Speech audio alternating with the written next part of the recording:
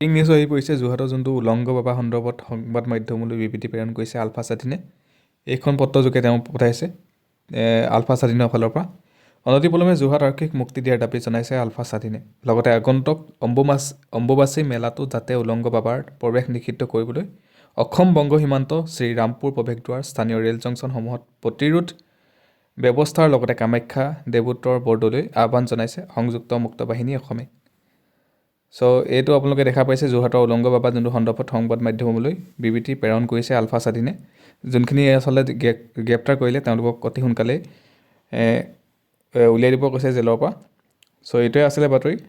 চ' আলফা স্বাধীনৰ যোনখন পত্ৰখন সেই পত্ৰখন মই ডেছক্ৰিপশ্যনত দিয়া থাকে, আপোনালোকে চাই ল'ব তাৰ পৰা। আৰু এইটো নিউজ চেনেল সকলোৱে ছাবস্ক্ৰাইব কৰি ল'ব, আৰু যাতে ইয়াতে আপোনালোকে কোনো ধৰণৰ নিউজটো আচলতে 1 মিনিটৰ নিউজটো 10 মিনিটত চাবলৈ নোৱাৰাকৈ আপোনালোকে 1 মিনিটতে চাব পাৰিব, যোনটো একেটা কথাকে বাৰে বাৰে কৈ থকা নহ'ব। চ' এইটো ডাইৰেক্ট নিউজ হ'ব। চ' ধন্যবাদ।